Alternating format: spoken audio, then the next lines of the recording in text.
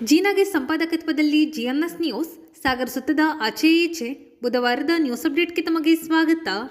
ಮುಖ್ಯಾಂಶಗಳು. ಗೋಪಾಲಕೃಷ್ಣ ಬೇಳೂರು ಶಾಸಕರಾದ ನಂತರ ವಿದ್ಯುತ್ ಗ್ರಿಡ್ ಕಾಮಗಾರಿ ಚುರುಕುಗೊಂಡಿದೆ. ಪ್ರತಿಭಟನೆ ನಡೆಸಿ ಜನರನ್ನು ತಪ್ಪುದಾರಿಗೆ ಎಳೆಯಬೇಡಿ. ರೈತರನ್ನು ಆಡಳಿತದ ವಿರುದ್ಧ ಎತ್ತಿಕಟ್ಟಿದರೆ ಸಹಿಸುವುದಿಲ್ಲ ಎಂದು ಎಚ್ಚರಿಕೆ ನೀಡಿದ ಸೋಮಶೇಖರ್ ಲ್ಯಾವಿಗೇರಿ. ಈಗ ಸುದ್ದಿಯ ವಿವರ. ಗೋಪಾಲಕೃಷ್ಣ ಬೇಳೂರು ಶಾಸಕರಾದ ನಂತರ ತ್ಯಾಗರ್ತಿ ಸೇರಿ ಬೇರೆ ಬೇರೆ ಕಡೆ ನಡೆಯುತ್ತಿರುವ ವಿದ್ಯುತ್ ಗ್ರಿಡ್ ಕಾಮಗಾರಿ ತ್ವರಿತವಾಗಿ ನಡೆಯುತ್ತಿದೆ ಎಂದು ಸಾಗರ ಯೋಜನಾ ಪ್ರಾಧಿಕಾರದ ಸದಸ್ಯ ಸೋಮಶೇಖರ್ ಲ್ಯಾವಿಗೇರಿ ತಿಳಿಸಿದರು. ಸಾಗರ ತಾಲೂಕಿನ ತ್ಯಾಗರ್ತಿ ಮೆಸ್ಕಾಂ ಕಚೇರಿ ಬಳಿ ಬುಧವಾರ ಅವರು ಮಾತನಾಡುತ್ತಿದ್ದರು. ಮೆಸ್ಕಾಂನ ರಘು, ಇಂದಿರೇಶ್, ಪ್ರಮುಖರಾದ ಕನ್ನಪ್ಪ, ರಮೇಶ್ ಹೊಸಂತೆ, ಶ್ರೀನಿವಾಸ್, ಪುಟ್ಟಪ್ಪ, ಶಿವಪ್ಪ, ಚಂದ್ರಪ್ಪ, ರಘುಪತಿ ಇನ್ನಿತರರು ಹಾಜರಿದ್ದರು.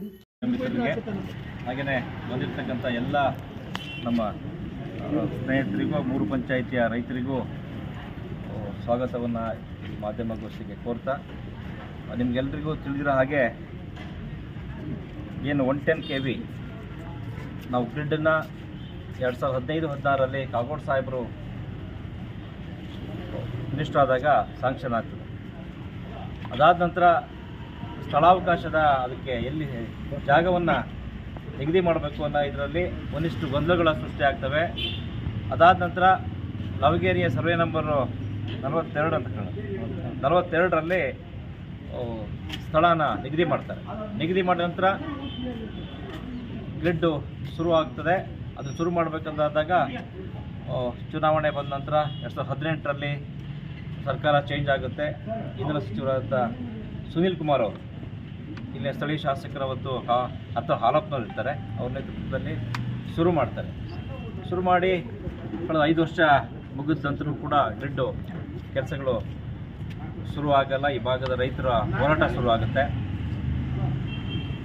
ಅದಾದ ನಂತರ 2022-23 ಚುನಾವಣೆ ಆದ ನಂತರ ಸನ್ಮಾನ್ಯ ಶ್ರೀ ಗೋಪಾಲಕೃಷ್ಣ ಬೇಳೂರು ಅವರು ಶಾಸಕರಾದ ನಂತರ ಅವ್ರ ನೇತೃತ್ವದಲ್ಲಿ DC ಅವರ ಮೀಟಿಂಗ್ ಕರೀತಾರೆ. DC ಅವರ ಮೀಟಿಂಗ್ ಕರೆದು ಈ ಗ್ರಿಡ್ ಬಗ್ಗೆ ಕ್ಲಾರಿಫಿಕೇಷನ್ ತಗೊಂಡು ಯಾಕೆ ನಿಲ್ತಾ ಇದೆ, ಏನಿದೆ ಸಮಸ್ಯೆ ಏನು ಅನ್ನೋದ್ರ ಬಗ್ಗೆ ಆಲಿಸಿ ತಕ್ಷಣದಲ್ಲಿ ಶುರು ಮಾಡಬೇಕು. ಅದಕ್ಕೆ ಏನು ಬೇಕಾದಂಥ ವ್ಯವಸ್ಥೆ ಸರ್ಕಾರದಿಂದ ಆಗಬೇಕು, ಅದನ್ನು ನಾನು ಮಾಡ್ಕೊಡೋಕ್ಕೆ ರೆಡಿ ಇದ್ದೀನಿ, ನೀವು ಅದನ್ನು ಶುರು ಮಾಡಬೇಕು ಅಂತಕ್ಕಂಥದ್ದನ್ನು ಹೇಳಿದಾಗ ಎಲ್ಲ ಏನು ಸಾಕಷ್ಟು ಜನ ಈ 3 ಪಂಚಾಯಿತಿಯ ರೈತರು ಗೋಳಾಗಿರುತ್ತೆ. ಇವತ್ತು ಕೂಡ ನಾವು ಅನುಭವಿಸ್ತಾ ಇದ್ದೀವಿ. ನಾನು ಈ ಭಾಗದ ರೈತನಾಗಿ, ಈ ಭಾಗದ ಒಬ್ಬ ಮುಖಂಡನಾಗಿ ನನಗೂ ಗೊತ್ತಿದೆ. ನಾನು ಈ ಒಂದು ಸಣ್ಣ ಬೆಳೆಗಾರ, ಇಲ್ಲೂ ಅಡಿಕೆ, ನಾನು ಸ್ವಲ್ಪ ಅಡಿಕೆ ಏನು ತೆಂಗು ಅದು ಇದು ಅಂತ ಬೆಳಿತೀನಿ. ನನಗೆ ಇದರ ಸಂಪೂರ್ಣ ಮಾಹಿತಿ ಇದೆ. ಯಾಕಂದರೆ ನಾನು ಹಿಂದೆ ಕಳೆದ ಸಾರಿ ಇದೇನು ಶುರುವಾಗಬೇಕಾದ್ರೆ ನಾನು ತಾಲೂಕು ಪಂಚಾಯತಿ ಸದಸ್ಯನಾಗಿರ್ತೀನಿ. ಅವಾಗ ಇದರ ಸಮಸ್ಯೆ ಇದು ಗುರುತು ಮಾಡಬೇಕು, ಜಾಗದ ಸಮಸ್ಯೆ ಏನಿತ್ತು ಅವತ್ತಿನ ಪಂಚಾಯತಿನಲ್ಲಿ ಏನಾಗಿತ್ತು ಅದ್ರ ಬಗ್ಗೆ ತಪ್ಪು ಅವರು ಕೂಡ ಡೈವರ್ಷನ್ ಮಾಡಿಕೊಡ್ತಾರೇನೋ ಅಂತ ಹೇಳ್ಬಿಟ್ಟು ಅದನ್ನು ಮನಸ್ಸಲ್ಲಿರುತ್ತೆ.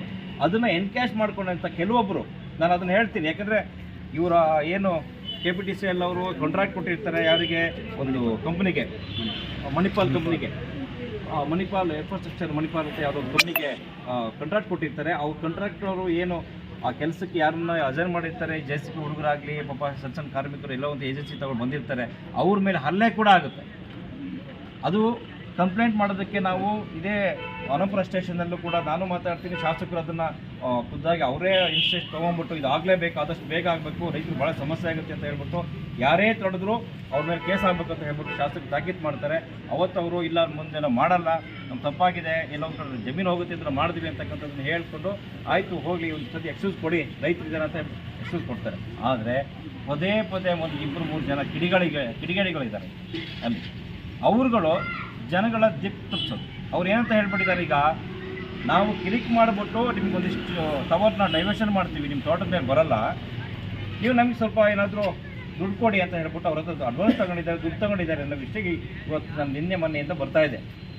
ಈಗೇನಾಗ್ತದೆ, ಶಾಸಕರು ಏನು ಅದಕ್ಕೆ ಮುತುವರ್ಜಿ ತೊಗೊಂಡು ಶೀಘ್ರದಲ್ಲಿ ಆಗಬೇಕು, 2-3 ತಿಂಗಳ ಒಳಗಡೆ ನನಗೆ ಆಗಬೇಕು, ನಾನು ಅದು ಉದ್ಘಾಟನೆ ಮಾಡಬೇಕು, ರೈತರಿಗೆ ನಾವು ಕೊಡಬೇಕು ಅಂತಕ್ಕಂಥದ್ದು ಏನು ಅವ್ರ ಇಚ್ಛಾಶಕ್ತಿ ಇದೆ ಅದನ್ನು ಮನಗಂಡು ಇನ್ಮೇಲೆ ಆಗಲ್ಲ, ಶಾಸಕರು ತಡೆಯೋಕ್ಕಾಗಲ್ಲ, ಎಲ್ಲೊಂದು ಕಡೆ ಕೆಲಸ ತಡೆಯೋಕ್ಕಾಗಲ್ಲ ಅಂದ್ಕೊಂಡು ಇವತ್ತು ಹೋಗ್ಬಿಟ್ಟು ಜನಗಳನ್ನ ಎತ್ಕಟ್ಬಿಟ್ಟು ಸ್ಟ್ರೈಕ್ ಮಾಡೋಂಥದ್ದಾಗಲಿ ಇನ್ನೊಂದಾಗಲಿ ಯಾವುದು ಪಾಪ ಸಂಘಟನೆಗಳನ್ನೆಲ್ಲ ಕರೀತಾರೆ. ಸಂಘಟನೆಗಳು ಪಾಪ ಅವರು ರೈತ ಸಂಘಟನೆ ಮೊನ್ನೆ ಬಂದಿದ್ದಾರೆ, ಅವರು ಕೂಡ ರೈತರ ಪರವಾಗಿ ಬಂದಿರ್ತಕ್ಕಂಥದ್ದು. ಅವರೇನು ನಮ್ಮ ದಿನೇಶ್ ಶುರುಗಳಾಗಲಿ ಅವರೆಲ್ಲ ನಮ್ಮ ಸ್ನೇಹಿತರೆ, ಈ ಬಂದದ್ದು ಸಾಕಷ್ಟು ಜನ ರೈತ ಮುಖಂಡರುಗಳು ನಮ್ಮೆಲ್ಲ ಸ್ನೇಹಿತರೆ ಇದ್ದಾರೆ.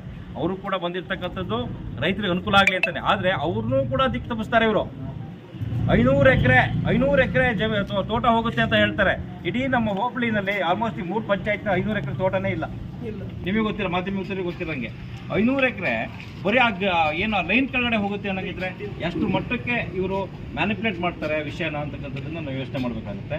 ಸೊ ಹಾಗಾಗಿ ದಯಮಾಡಿ ರೈತರು 3 ಪಂಚಾಯತಿ ರೈತರಿಗೆ ನಾನು ಕ್ಲಾರಿಫಿಕೇಶನ್ ಕೊಡೋಕ್ಕೆ ಇಷ್ಟಪಡ್ತೀನಿ ಇವತ್ತು ಮಾಧ್ಯಮ ಮುಖಾಂತರ. ಯಾವುದೇ ಸಂದರ್ಭದಲ್ಲೂ ನೀವು ಯಾವುದು ತಲೆ ಕೆಡಿಸ್ಕೊಳ್ಳೋದು ಬೇಡ. ಯಾಕೆಂದರೆ ಕೆಲಸ ಆದಷ್ಟು ಬೇಗ ನಡೀತಾ ಇದೆ. ಶಾಸಕರು ಚುರುಕಾಗಿ ನೋಡಬೇಕು, ಆದಷ್ಟು ಬೇಗನೆ ಕೆಲಸ ಮಾಡಬೇಕು. ಮತ್ತು ನಮಗೆ ಈ ವರ್ಷದಲ್ಲಿ ಇನ್ನು 2-3 ತಿಂಗಳು ಗಡುವು ಕೊಟ್ಟಿದ್ದಾರೆ ಅವರಿಗೆ. ಈ ವರ್ಷ ಇವಾಗೇನೋ ನಮಗೆ ನಾವು ಏನು ಬೇಸಿಗೆನ ಅನುಭವಿಸ್ತಾ ಇದ್ದೀವಿ, ಈಗ ಒಂದೆರಡು ಮಳೆ ಬರೋಕ್ಕೆ ಶುರುವಾಗ್ತಾ ಇದೆ, ಅನುಭವಿಸ್ತಾ ಇದ್ದೀವಿ. ಇದು ಹೆಂಗೆ ನಡೆದೋಗ್ಬಿಡುತ್ತೆ. ಮುಂದಿನ ವರ್ಷದಿಂದ ನಮಗೆ ಈ ಕರೆಂಟ್ ವಿದ್ಯುತ್ ಸಮಸ್ಯೆ ಆಗಲಿ ಮತ್ತು ಮನೆ ಬಳಕೆಗೆ ನಿರಂತರ ಜ್ಯೋತಿ ಆಗಲಿ ಯಾವುದಕ್ಕೂ ಸಮಸ್ಯೆ ಇರಬಾರ್ದು. ಏನು ಈ ಭಾಗದಲ್ಲಿ ವಿದ್ಯುತ್ ಕೊರತೆ ಆಗಬಾರ್ದು ಅಂತಕ್ಕಂಥದ್ದನ್ನು ಮನಸ್ಸಲ್ಲಿ ಇಟ್ಕೊಂಡ್ಬಿಟ್ಟು ನಾನು ಇಮಿಡಿಯೇಟಾಗಿ ಈ ವರ್ಷ ಜೂನ್ ಶುರುವಾಗೋದ್ರ ಒಳಗಡೆ ನಾನು ಅದನ್ನು ಉದ್ಘಾಟನೆ ಮಾಡಬೇಕು, ರೈತರಿಗೆ ಅನುಕೂಲ ಮಾಡಿಕೊಡ್ಬೇಕಂತ ಶಾಸಕರು ಕೂಡ ಇಚ್ಛಾಶಕ್ತಿಯನ್ನು ಹೊಂದಿದ್ದಾರೆ. ಸೊ ಹಾಗಾಗಿ ರೈತರು ಯಾರೂ ಎದೆಗುಂದೋದು ಬೇಡ. ಇಲ್ಲಿ ಎಲ್ಲೋ ಒಂದು ಕಡೆ ನಿಮ್ಮನ್ನ ದಾರಿ ತಪ್ಪಿಸುವಂಥ ಕೆಲಸ ಆಗ್ತಾ ಇಲ್ಲ ಮತ್ತು ಡಿಲೇ ಮಾಡ್ತಾ ಇದ್ದಾರೆ ಅಂತಕ್ಕಂಥದ್ದನ್ನು ಹೇಳ್ತಾ ಇದ್ದಾರೆ. ದಯಮಾಡಿ ಸಂಬಂಧಪಟ್ಟ ಅಧಿಕಾರಿಗಳು ಕೂಡ ನಿಮಗೆ ಮಾಹಿತಿನೂ ಕೊಡ್ತಾರೆ. ನಾನು ಇದಕ್ಕೆ ಬೇಕಾದಂಥ ಸಂಪೂರ್ಣ ಮಾಹಿತಿ ಇಲ್ಲಿದೆ, ನಾನು ನಿಮ್ಮ ಮಾಹಿತಿ ಮಿತ್ರರಿಗೆ ಕೊಡ್ತೀನಿ. ಯಾವಾಗ ಶುರುವಾಯಿತು, ಹೆಂಗೆ ಶುರುವಾಯಿತು, ಎಷ್ಟು ಕಿಲೋಮೀಟರ್ ಆಗಿದೆ, ಎಷ್ಟು ಟವರ್ ಆಗಿದೆ, ಎಷ್ಟು ಟವರು ಏನು ಇವಾಗ ಅದು ಕಾಂಕ್ರೀಟ್ ಹಾಕಿದ್ದಾರೆ, ಕಾಂಕ್ರೀಟ್ ಹಾಕಿರೋ ಟವರ್ಗಳಲ್ಲಿ ಹಿಂದೆ ಎಷ್ಟು ಟವರ್ಗೆ ನೀವು ಲೈನ್ ಕೂಡ ಎಳೆದಿದ್ದಾರೆ ಅನ್ನೋಕ್ಕಂಥದ್ದನ್ನು ಸಂಪೂರ್ಣ ಮಾಹಿತಿನೂ ಕೂಡ ನಮ್ಮ ಮಾಧ್ಯಮದಲ್ಲಿ ಕೊಡ್ತೀನಿ. ಸುಮ್ಮನೆ ಎಲ್ಲೋ ಒಂದು ಕಡೆ ಯಾರಿಗೂ ತೊಂದರೆ ಆಗತ್ತಾ ಹಿಂದೆ ಒಂದು ಪ್ರೆಸ್ ಮೀಟಲ್ಲಿ ಅವ್ರು ಹೇಳ್ತಾ ಇದ್ದಾಗ ನಮ್ಗೆ ಕೇಳ್ಕೊಂಡೆ, ಯಾರು ಈ ರೈತ ಮುಖಂಡರು ಎಲ್ಲ ಒಂದು ಕಡೆ ರೈತರಿಗೆ ಅಡಿಕೆ ಬೆಳೆದಿರೋ ಅದಕ್ಕೆ ನಿಗದಿಯಾದ ದುಡ್ಡು ಫಿಕ್ಸ್ ಮಾಡ್ತಾ ಇಲ್ಲ ಅಂತ. ಅವರು ಕೂಡ ಇವತ್ತು ಅವ್ರನ್ನ ಬರೋಕ್ಕೆ ಹೇಳಿದ್ದಾರೆ. ಇವತ್ತೇ ಅದನ್ನು ಏನು ಸಂಬಂಧಪಟ್ಟ ಆರ್ಟಿಕಲ್ಚರ್ ಇಲಾಖೆ ಬರ್ತಾರೆ, ಬಂದ್ಬಿಟ್ಟು ತೋಟಗಾರಿಕೆ ಇಲಾಖೆಯವರು ಅದನ್ನು ಯಾವ್ಯಾವ ಒಂದು ಅವರು ಫಿಕ್ಸ್ ಮಾಡಿದ್ದಾರೆ. ಹಾಗಂತ ಸುಮಾರು 15-16 ಜನಕ್ಕೆ ಪರಿಹಾರ ಕೂಡ ಬಂದು ಸಿಕ್ಕಿದೆ ಈಗಾಗಿರ್ತಕ್ಕಂಥದ್ರಲ್ಲಿ. ಮತ್ತು ಪ್ರತಿಯೊಬ್ಬರಿಗೂ ಕೂಡ ಟವರ್ ಆದ ತಕ್ಷಣ ಪರಿಹಾರ ಸಿಗ್ತದೆ. ನಾನು ಅದು ಲೀಸ್ಟ್ ಕೂಡ ನಾನು ನಿಮಗೆ ಕೊಡ್ತೀನಿ, ಯಾರ್ಯಾರಿಗೆ ಎಷ್ಟೆಷ್ಟು ಸಿಗ್ತಿದೆ ಅಂತ. ಇಲ್ಲಿ ABCD ಅಂತ ಹೇಳ್ಬಿಟ್ಟು ಕ್ಯಾಟಗರಿ ಮಾಡಿದ್ದಾರೆ. ಒಂದು ಟವರ್ಗೆ ಎಷ್ಟು, ಒಂದು ಎಲ್ಲೆಲ್ಲಿ ಎಷ್ಟೆಷ್ಟು ಇದಾಗ್ತಿದೆ ಅಂತಕ್ಕಂಥದ್ದನ್ನು ಸಂಪೂರ್ಣ ಮಾಹಿತಿ ಇದೆ ಇದರಲ್ಲಿ.